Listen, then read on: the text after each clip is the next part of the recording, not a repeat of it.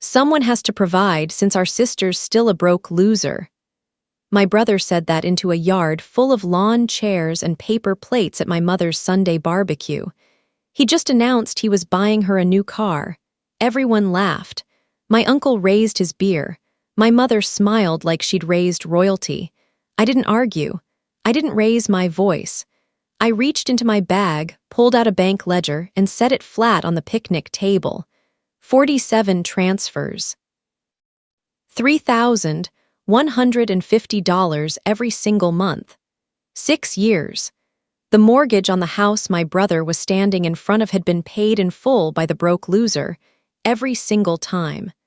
My brother went so pale his lips disappeared. What happened in the next 9 minutes ended something in that yard that 3 decades of Sunday dinners had built. When my mother finally understood whose name was behind every one of those payments, she sat down in the grass and didn't get up. Before I go on, take a moment to like and subscribe, but only if this story speaks to you. Drop your location and local time in the comments. Now let me take you back to the night I made that first transfer and swore I would never tell a soul. The family law was simple.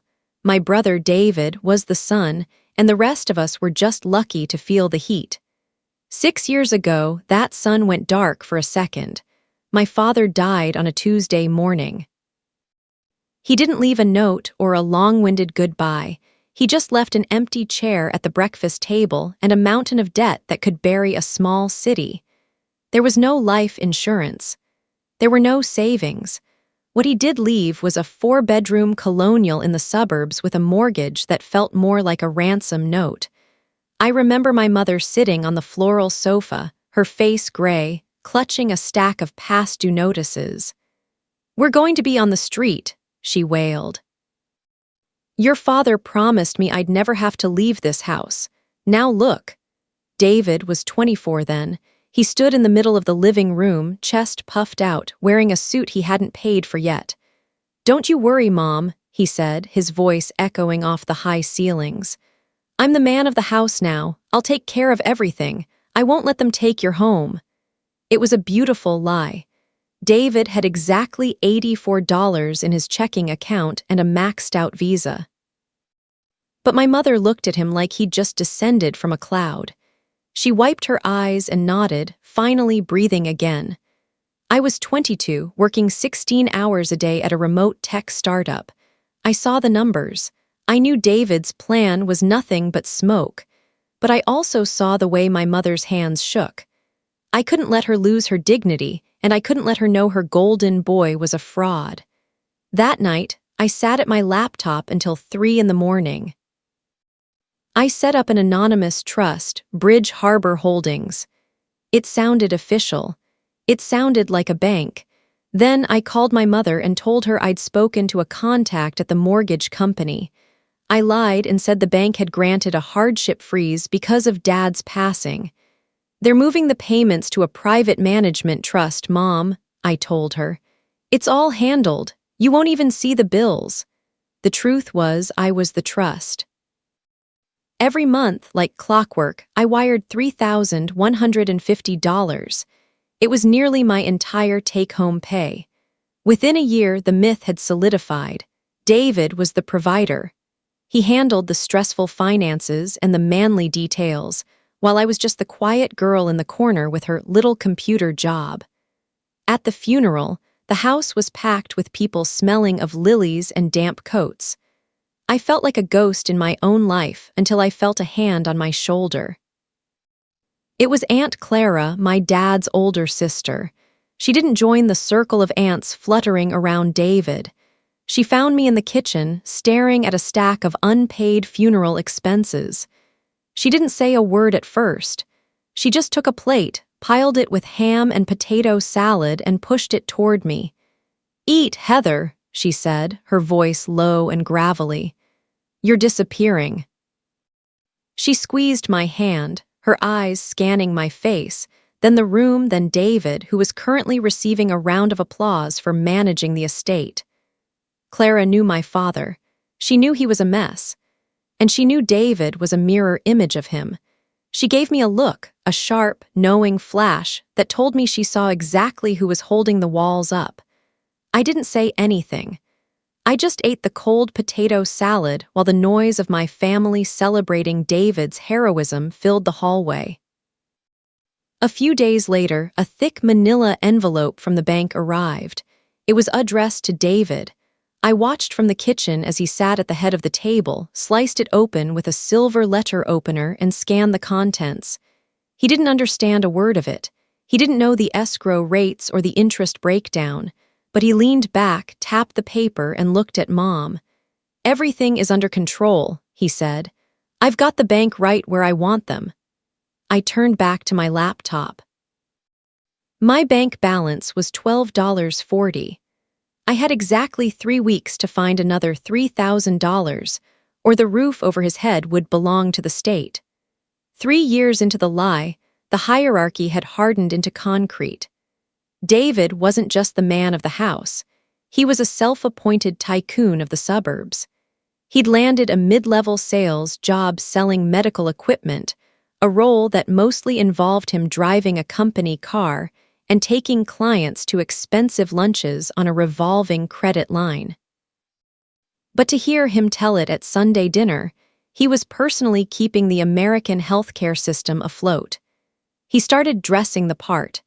He bought a Rolex that I knew, based on the specific gleam of the bezel, was either a very good fake or a very bad financial decision.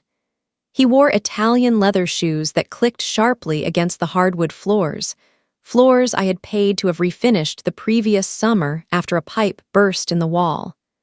I, meanwhile, had become a master of the thrift store bin. My winter coat was a heavy, wool-blend thing I'd found for $15. It had a missing button and a faint smell of cedar, but it was warm enough. I couldn't justify $60 on a new one when that $60 was exactly the difference between the mortgage payment and the new escrow shortage. At dinner that Sunday, the table was crowded. David had insisted on a roast beef that must have cost $80. He sat at the head of the table, Dad's old spot, carving the meat with a flourish. "Business is booming," David said, sliding a thick slice of beef onto Mom's plate. "I'm looking at a partnership buy-in by next year. It's a lot of pressure, being the one who keeps this family in the black, but I was born for it." Mom beamed, her eyes moist. "We'd be lost without you, Davy. Truly, I don't know how you do it all." David laughed, a loud, practiced sound. He glanced down the table at me. I was sitting near the kitchen door, the folding chair spot, picking at a potato. "Well, it wouldn't be so bad if I didn't feel like I was the only one rowing the boat," David said. He leaned back, his Rolex catching the light of the chandelier. "Actually, Heather, I've been thinking. You're 25 now. That computer thing you do, it's clearly not going anywhere. You're still driving that rusted-out Corolla and wearing coats that look like they came from a costume shop." The room went quiet. My mother's smile faltered, turning into that look of pity that always burned worse than her anger. "David's right, honey," she said softly. "It's okay to be a late bloomer. Not everyone has your brother's drive, but maybe it's time to be realistic." David leaned forward, dropping his voice like he was delivering a piece of sage advice. "I think you should move into the basement. We could rent out your bedroom, help me cover the rising costs of the hardship trust I'm managing. It would give you a chance to save up for a real life. You know, a life where you aren't a parasite on the family estate." I felt the blood rush to my ears. A parasite. I was currently working 65 hours a week. I hadn't seen a movie, gone to a bar, or bought a pair of new socks in months. My entire existence was a funnel, moving money from my brain to their comfort. "The basement is damp, David," I said, my voice surprisingly steady. "And I pay my share of the groceries." "It's about the bigger picture, Heather," he snapped. He waved his fork toward the window, toward the manicured lawn. "This house is a legacy. I'm out here bleeding for it every day. The least you could do is stop taking up a prime bedroom while I'm the one signing the checks." He wasn't signing anything. The checks were digital ghosts, automated transfers from an account he didn't even know existed. But he believed his own lie so thoroughly that he felt entitled to my space. Mom patted my hand. "It's just an idea, Heather. Don't be bitter. Your brother is just stressed from carrying the world on his shoulders." I looked at her, at the woman I was bankrupting my future to protect. She looked back with genuine concern, as if I were a charity case she was kindly hosting. That was the first crack. The first time I realized that my silence hadn't just protected her, it had nourished a monster. That night, I didn't sleep. I stayed up looking at the new property tax assessment. The rates had spiked. The escrow shortage was $4,000. If I didn't cover it, the hardship trust would default and the illusion would shatter. I opened my laptop and went to a freelance job board. I found a contract for a back-end migration that needed to be done in 10 days. It was grueling, soul-sucking work. It would mean working from 6:00 p.m. to 2:00 a.m. every night after my regular job. I took the contract. I didn't have a choice. As I clicked accept, a notification popped up on my phone. David had posted a photo on Instagram. It was a picture of a bottle of vintage bourbon sitting on the mahogany coffee table in the living room. The caption read, "Nothing beats the feeling of a hard-earned drink in a home you fought to keep. Family first. Always." I closed my eyes and listened to the house. I could hear the heater kicking on, a heater I'd paid a technician $200 to fix in cash 3 weeks ago. I wondered if the walls could feel the weight of the lie holding them up. I wondered how much more they could take before they finally started to groan. I didn't sleep that night. By 5 in the morning, I was sitting at the kitchen table with a cold cup of coffee, staring at the back-end migration code I'd been working on. My eyes felt like they were full of sand. When the sun finally started to bleed through the blinds, I heard the heavy, rhythmic thud of David's Italian loafers upstairs. He was getting ready for his tycoon day. I waited until he left.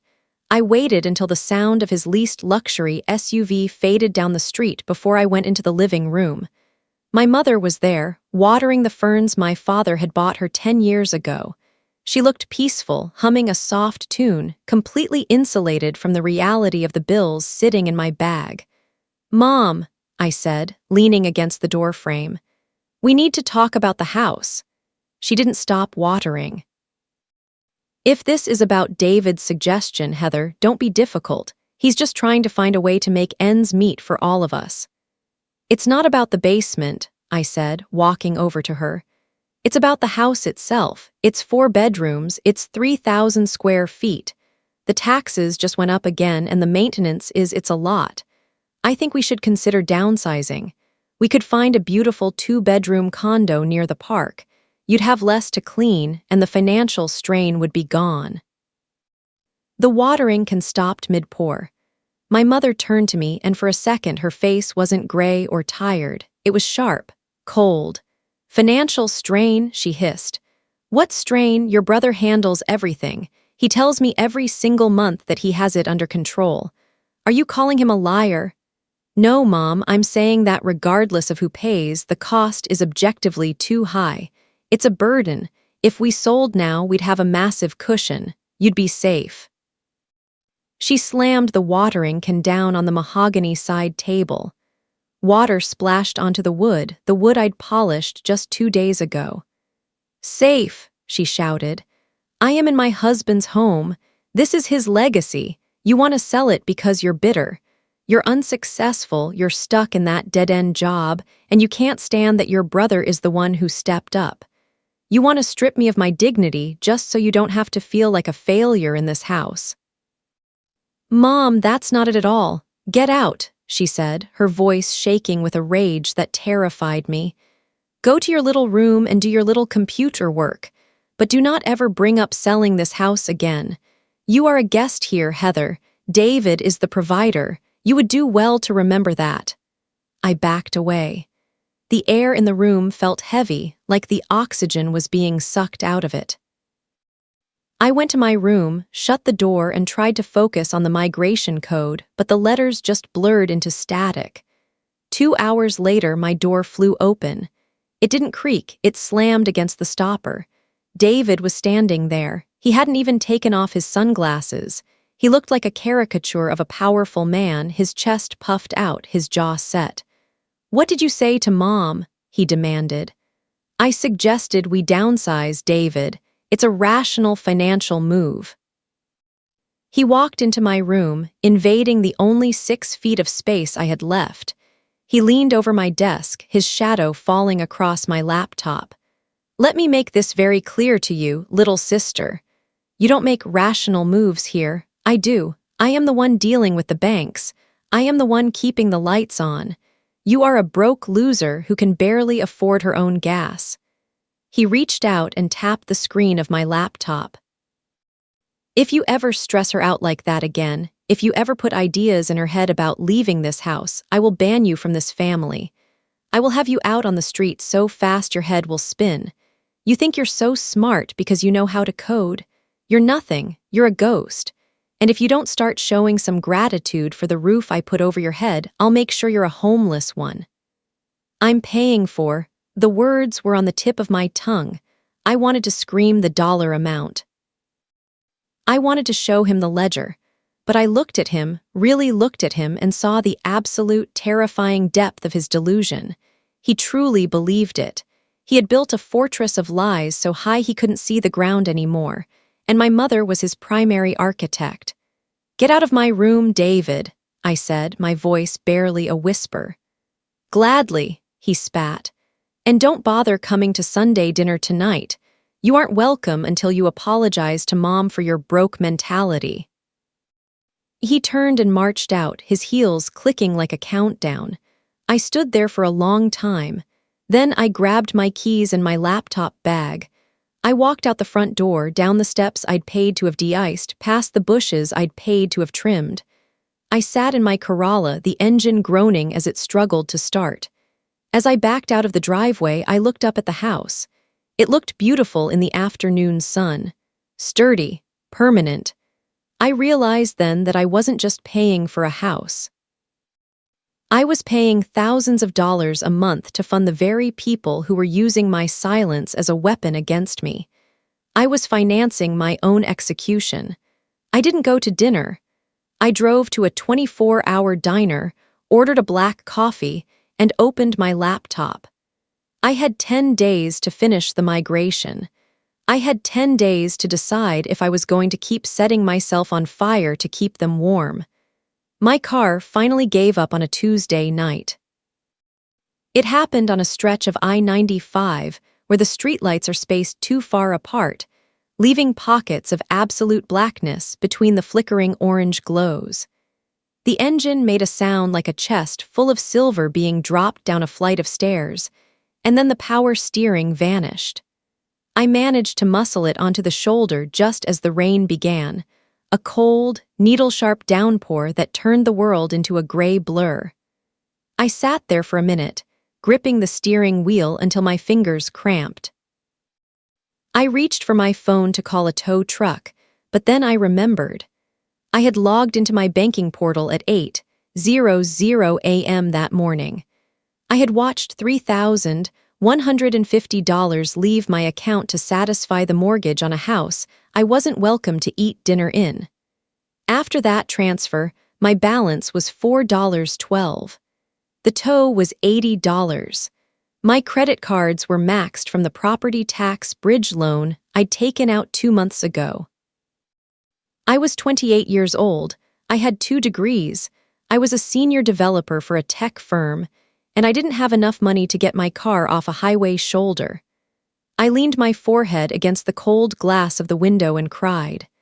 Not a dramatic, cinematic sob, but a quiet, exhausted leak. I had sacrificed my entire 20s to be the ghost in my own life. I was the silent engine under the hood of my family, and they were the passengers complaining about the upholstery. I had spent 6 years protecting my mother's pride, and in return I was being told to move into a damp basement so my brother could feel more like a king. A pair of headlights slowed down behind me. I didn't even look up. I figured it was the police coming to tell me I couldn't park there. There was a tap on the glass. I looked up to see a familiar face peering through the rain, tucked under a massive black umbrella. It was Aunt Clara. "Heather." "Move over," she commanded, her voice muffled by the storm. She didn't ask questions. She walked around to the passenger side, climbed in, and shut the door, bringing the smell of rain and expensive tea with her. She didn't say, "I told you so." She just reached into her glove box. She'd parked her truck right behind me and pulled out a thermos. "Drink," she said, handing it to me. "The tow truck is 10 minutes out. I already called them. I'm paying." "Clara, I can't. You can, and you will." She looked at me, her eyes sharp in the dim light of the dashboard. "I've been watching you for 6 years, Heather. You're thin, you're tired, and you're wearing a coat that belongs in a museum. Why are you doing this?" "I promised Dad," I whispered. "I promised I'd take care of her." "Your father was a man who loved his family, but he was a man who couldn't count," Clara said firmly. "You aren't taking care of her, honey. You're enabling a fantasy, and fantasies are expensive." She stayed with me in that cold, cramped car for an hour. She didn't lecture me. She just sat there, her hand on my shoulder, a solid, warm weight in the middle of my collapse. For the first time in a decade, I felt like someone was actually looking at me, not as a resource, but as a person who was breaking.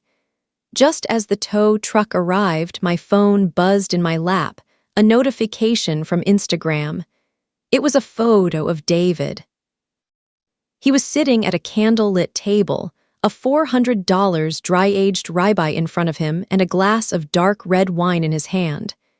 He looked tan, relaxed, and utterly satisfied. The caption read, "Providing for the family is hard work, but someone has to do it. Rewards of the grind. Family anchor self-made." I looked at the photo, then at my empty checking account, then at Clara's steady, concerned face. Something in me, the part that had been holding up the ceiling for 6 years, finally snapped. "I'm done, Clara," I said, my voice shaking. "Good," she replied, her eyes flashing. "Because I just found out what he's telling the rest of the family, and it's a lot worse than a steak dinner."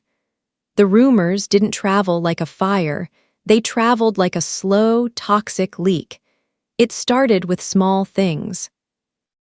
A neighbor, Mrs. Gable, who used to wave at me when I pulled into the driveway, suddenly started looking at her flower beds the second my car appeared. Then there was the text from my cousin, Sarah. She sent me a link to a Financial Freedom for the Unemployed seminar with a message that said, "No shame in getting help, Heather. David told us how hard things are for you. He's a saint for carrying the load." David hadn't just stolen my credit. He had built a narrative where I was a parasitic weight he was noble enough to drag behind him. The weight of the lie hit its peak at my cousin's baby shower. It was a Saturday morning, and the local country club was filled with the smell of expensive perfume and cucumber sandwiches. I'd spent the morning finishing a coding sprint, my fingers still stiff from the keyboard, and I was wearing a dress I'd found at a consignment shop for $12. As I walked toward the gift table, my 2 aunts, Aunt Linda and Aunt Bev, physically stepped together, forming a human wall between me and the pile of wrapped boxes. "Oh, Heather," Linda said, her voice dripping with a pity that felt like acid. "Don't worry about the gift table. We know things are tight. Nobody expects anything from you." "I brought a gift," I said, holding up a small, neatly wrapped box containing a hand-knit baby blanket I'd spent 3 weeks making in the middle of the night. Bev sighed, a loud, theatrical sound that made the women at the nearby table turn around. "Sweetie, we heard. David mentioned you've been asking him for loans just to cover your rent. It's okay. We all fall on hard times." The room went quiet. I could feel 40 pairs of eyes on my thrifted dress, my old shoes, my tired face. I wasn't the senior developer who had just saved a multi-million-dollar migration project. I was the family charity case. A second later, A hand reached over my shoulder. It was Mrs. Higgins, an old friend of my mother S. She pressed a folded piece of paper into my hand with a sad smile. "The grocery store on 4th is hiring cashiers, dear," she said, loud enough for the whole room to hear. "It's steady work. It might help you get back on your feet so your brother doesn't have to work himself into an early grave for you." I looked around the room. My mother was sitting at the head table, her chin tilted up, looking at me with a mixture of shame and disappointment. David was standing by the punch bowl, regaling a group of uncles with a story about a big deal he'd just closed. He caught my eye and smirked, a tiny, jagged movement of his lips that said, "This is my world. You just live in it. I didn't defend myself.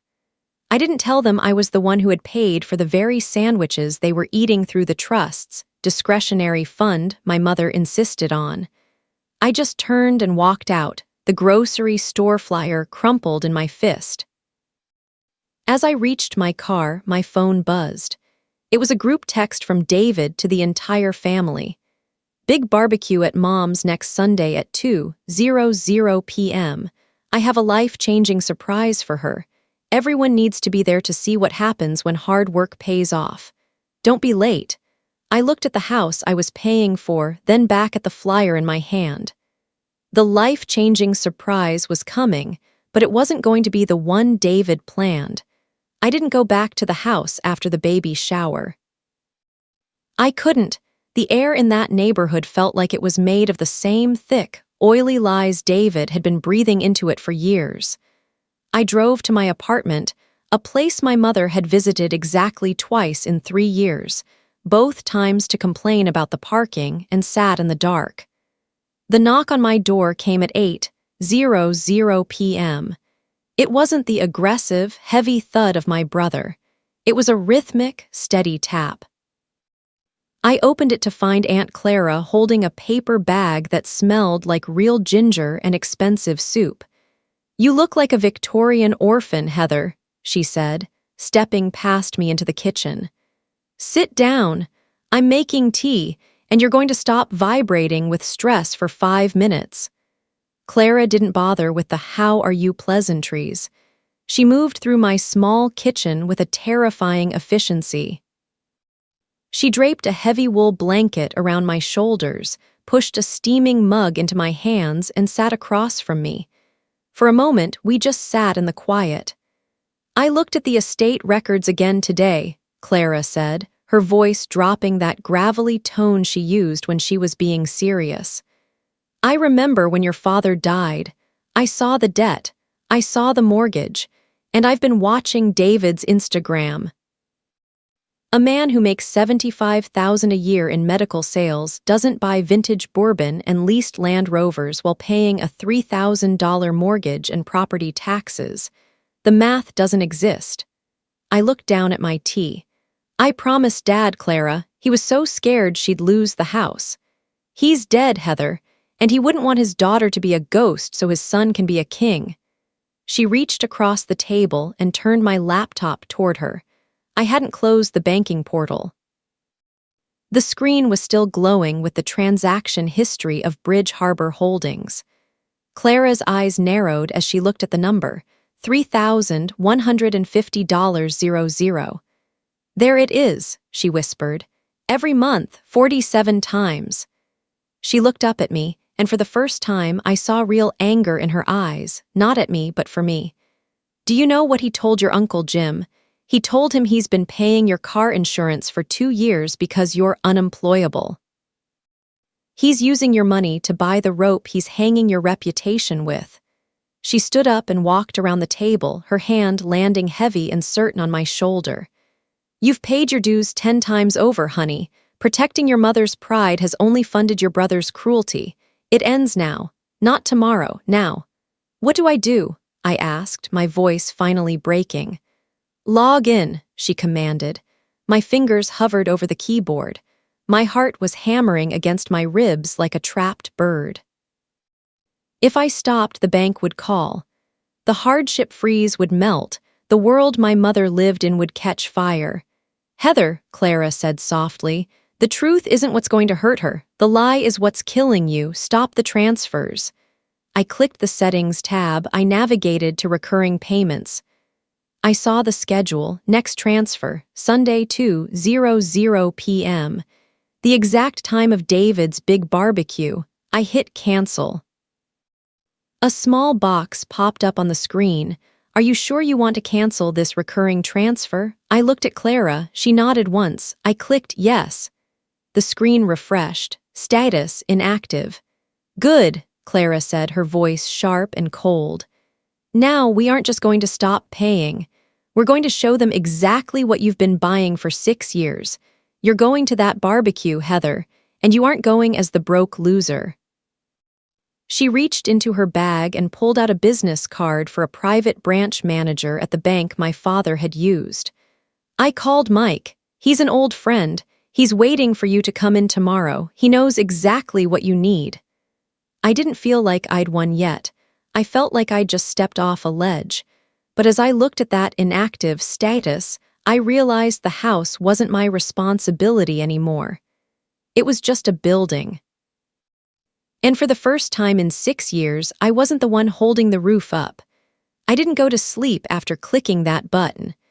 I sat in my car in the bank parking lot at 7:55 a.m. on Wednesday morning, watching the glass doors. My hands were steady now. The terror of the night before had cooled into something hard and functional. When the doors finally unlocked, I was the first one through. Mike, the branch manager Aunt Clara had mentioned, didn't look like a high-level banking executive.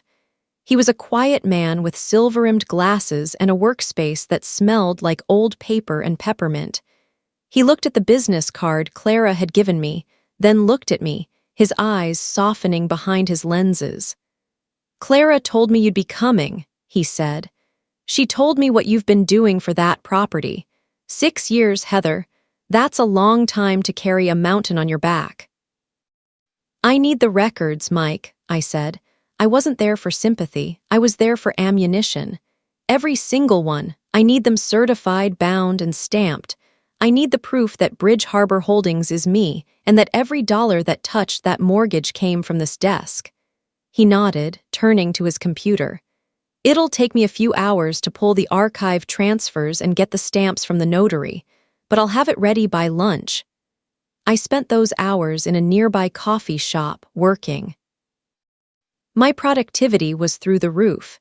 It's amazing how much mental energy you reclaim when you aren't spending half your day calculating how to survive on a $12 grocery budget. I finished the last of the migration scripts and sent the invoice. $5,000. For the first time in my adult life, that money wasn't already spoken for. It wasn't going into a house that felt like a prison. It was mine. When I went back to the bank, Mike handed me a heavy, navy blue folder. Inside was a bound ledger, 47 pages of transfers, each one representing a month of my life, a missed dinner, a thrifted coat, a repair I'd done myself.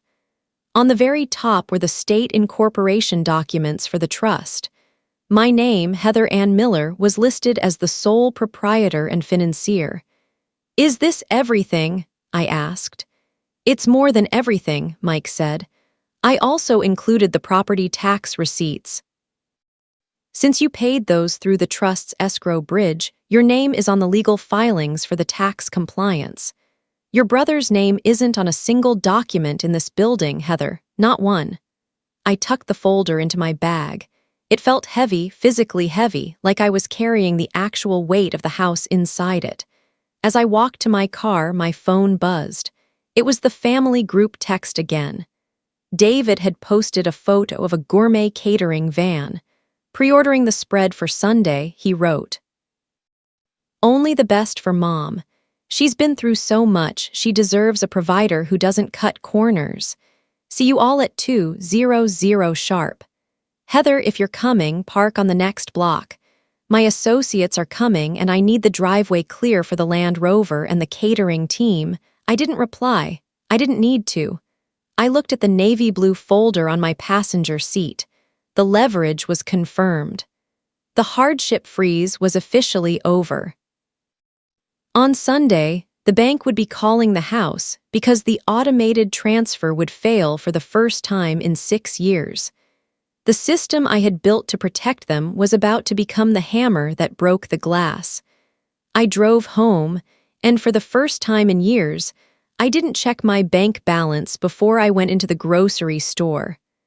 I bought a steak. I bought a bottle of wine that cost more than $20. And as I sat in my small, quiet apartment, I realized I wasn't afraid of the barbecue anymore. I was looking forward to it. It was the morning of the barbecue, and for the first time in 6 years, the air in my apartment didn't feel like it was under pressure. I took my time getting ready. I didn't reach for the gray, oversized sweater or the scuffed boots I usually wore to blend into the background of my mother's living room. Instead, I put on a simple navy blue wrap dress and a pair of clean white sneakers. I brushed my hair until it shone. I looked like what I was, a woman with a career, a savings account, and a plan. I checked my phone. My mother had posted a status on Facebook an hour ago. It was a photo of her and David standing on the front porch. She was wearing a new silk scarf, and David was wearing a polo shirt that probably cost more than my first month's rent at my apartment. Caption read, "Today is a celebration of family. So proud of my son, David, for being the anchor that kept us steady when the storms came. He's the reason this house is still standing. Blessed to have a provider who puts family first." I felt a phantom weight lift off my chest as I read it. For 6 years, that anchor narrative had been a leash. Today, it was going to be the weight that dragged them both into the truth. I picked up the navy blue folder from the bank. It felt solid, irrefutable. I tucked it into my tote bag and walked out to my car. When I turned onto my mother's street, the scene was exactly what David wanted it to be. There were cars lined up for half a block. The catering van was parked at a sharp angle near the curb, workers carrying trays of sliders and artisanal potato salad into the backyard. Then I saw it. David's leased luxury SUV was parked dead center in the driveway, gleaming under the Sunday sun. I didn't park on the next block. I didn't look for a junk car spot. I drove my Corolla straight up to the mouth of the driveway and parked it right behind David's bumper, blocking him in completely. I stepped out of the car. The sound of the door slamming was sharp in the quiet afternoon air. From the backyard, I could hear the clink of glasses and the roar of laughter. I could smell the expensive charcoal David insisted on using. As I walked toward the side gate, I saw my Uncle Jim standing by a cooler, a beer in his hand. He looked up, his eyes widening as he took in my dress and my posture. "Heather," he asked, sounding confused, "you look different." "I feel different, Jim," I said. I didn't stop to chat. I walked straight into the yard. The yard was a sea of folding chairs and paper plates, exactly like the hook promised. My mother was holding court in the center of the lawn, sitting in an upholstered patio chair David had clearly bought just for her. David was standing next to her, a spatula in one hand and a drink in the other, looking like the king of a very small, very fragile country. He saw me and his smile didn't just fade, it curdled. "Heather," he called out, his voice loud enough to catch the attention of the neighbors. "I told you to park down the street. My associates are going to be leaving soon and you're blocking the way." "I'm not staying long, David," I said, my voice carrying clearly across the grass. "I just came to see the big surprise." "Well, sit down then," he snapped, gesturing toward a stack of plastic folding chairs near the trash bins. "Try not to bring the mood down with your broke loser energy. Today is for winners." I didn't move toward the folding chairs. I walked toward the picnic table in the center of the yard, the one covered in a red and white checkered cloth, and I set my bag down on top of it. I looked at the house. I looked at the new leased car in the driveway with the giant red bow on it. Then I looked at my watch. It was 2:09 p.m. The bank would have attempted the automated transfer 9 minutes ago. In exactly 3 minutes, my mother's landline, the one connected to the hardship trust notification system, was going to start ringing. I reached into my bag and felt the edge of the ledger. The countdown was over. The yard was exactly as David had orchestrated it, a performance of middle-class triumph. There were at least 30 people there. Neighbors leaned against the fence with plastic cups, and relatives I hadn't seen in years were digging into the expensive catering. David stood by my mother's chair, his hand on her shoulder. He looked like a man who had just conquered a small country. He clinked his spatula against a metal tray to get everyone's attention. "Everyone, if I could have a moment," David projected, his voice booming with that false, practiced confidence. "6 years ago, when we lost Dad, this family hit a wall. Mom was scared. We were all scared. But I made a promise that day that no matter what it took, I would keep this roof over her head. I've spent my 20s working 12-hour days, making sacrifices, and ensuring that the bank never came knocking." My mother looked up at him with tears in her eyes. "He's been my rock," she whispered, but the backyard was so quiet now that everyone heard it. David smiled, then turned his gaze to me. It wasn't a brotherly look. It was the look of a predator who thought the prey was already cornered. "And then there's my sister. We all know Heather's had a rough time. The broke loser lifestyle is hard to shake. But even when she was begging for loans and living like a ghost, I made sure she had a room here. Someone has to provide since our sister's still a broke loser." A few of the uncles laughed. My Uncle Jim didn't. He looked at me, then at the heavy navy blue folder I was holding. "Anyway," David continued, "to celebrate 6 years of me carrying this house, I have one more surprise. Mom, look in the driveway." He tossed a set of keys into her lap. "That new car out there, it's yours, paid for by the man of the house." The crowd erupted into applause. My mother was sobbing now, clutching the keys to her chest. I didn't wait for the noise to die down. I stepped forward and set the bank ledger flat on the picnic table. It made a heavy thud that cut through the cheering. "David," I said, my voice calm and ice-cold. "That was a beautiful speech, but we have a problem." David's face darkened. "Heather, don't do this. Don't be jealous because you can't contribute. Just go inside." "The problem," I said, raising my voice just enough to reach the back of the yard, "is that at 2:00 p.m. today the hardship trust payments stopped. I canceled them." My mother froze. "The what?" "David handles the trust, Heather. Stop lying." "David doesn't handle anything," I said. I flipped the ledger open to the first page, the state incorporation papers. "Bridge Harbor Holdings isn't a bank program. It's an LLC I registered 6 years ago. And here are the 47 transfers stamped and certified by the bank manager this morning." I slid the ledger toward my Uncle Jim. He picked it up, his brow furrowing as he read the names. "Heather, these transfers are coming from your personal payroll account. $3,150 every month for nearly 4 years straight." The yard went deathly silent. The only sound was the sizzle of fat dripping onto the grill. "What is she talking about, Davy?" my mother asked, her voice trembling. David's face went from tanned to a sickly, translucent white. His lips literally disappeared into his face. She's making it up. She probably photoshopped that. Mom, I'm the one who talks to the bank." "Then tell me the name of our loan officer, David," I challenged. "Tell me the escrow balance. Tell me the account number for the trust you claim to manage." "I don't have to prove anything to you," he screamed, his voice cracking. He turned to the crowd, his hands shaking. "She's been a parasite. I've been protecting her." "You've been protecting a lie," I said.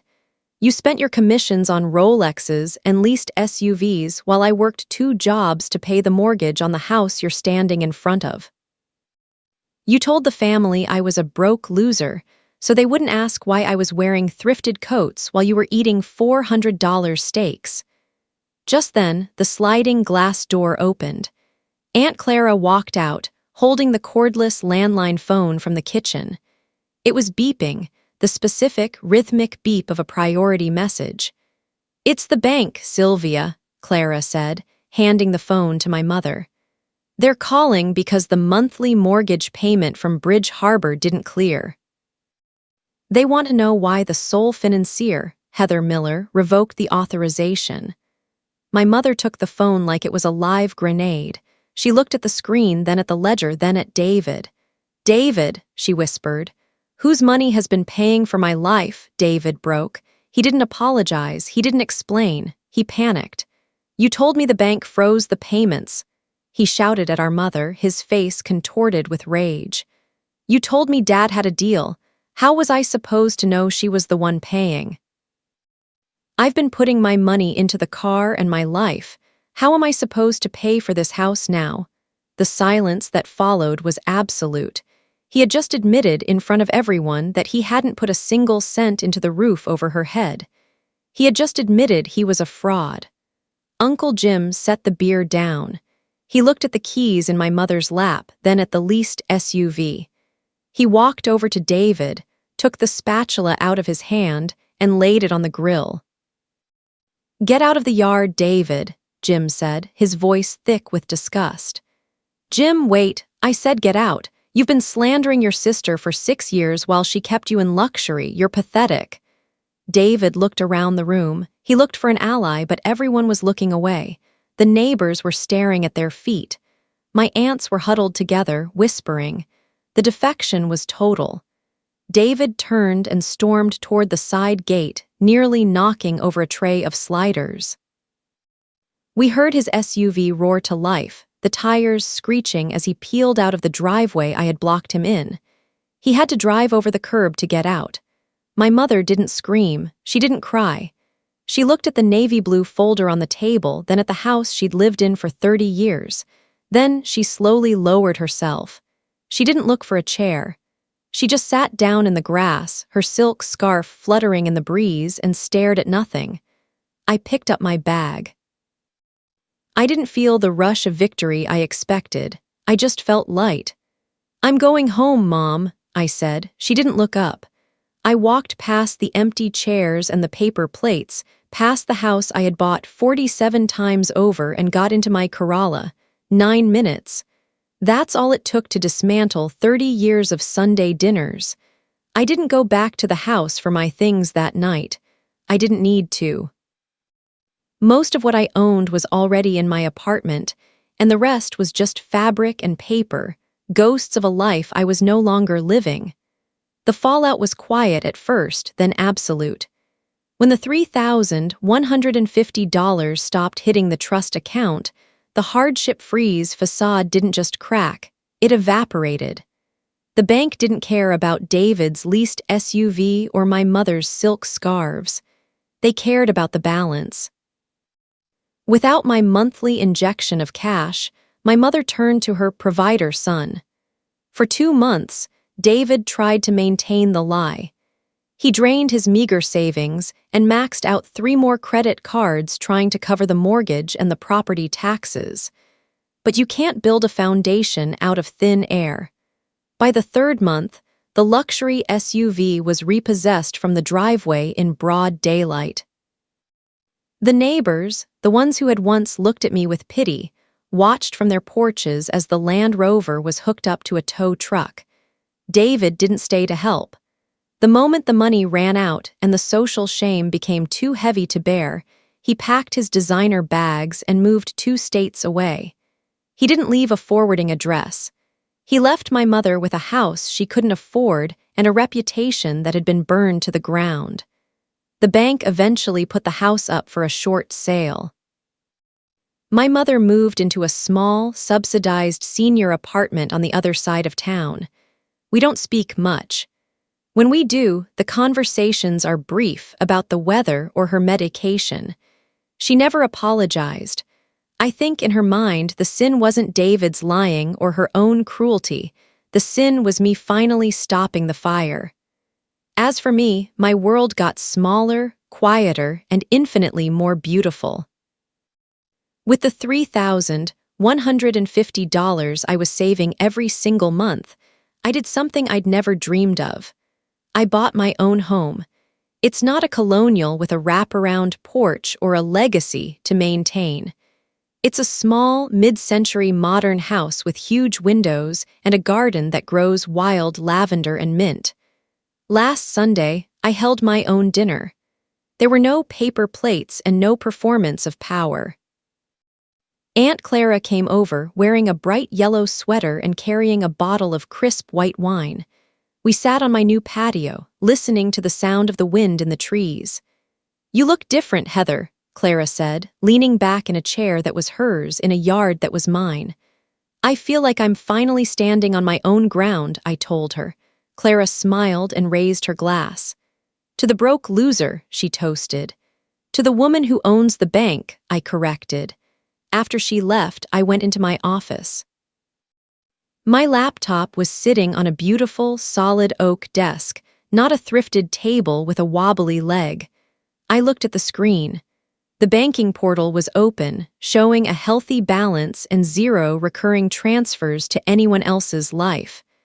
I looked out the window at my yard. It was dark out, but the porch light caught the edges of the garden. It was a small space, but every inch of it belonged to me. I wasn't a ghost anymore. I was the architect. Now I have to ask you, if you were in my shoes, would you have kept making those transfers to protect your mother's pride, or would you have dropped the ledger on the table? Let me know in the comments. And if you think this family was entitled, wait until you hear the story in the description about a mother who tried to legally steal her daughter's identity just to buy a vacation home. You won't want to miss that one.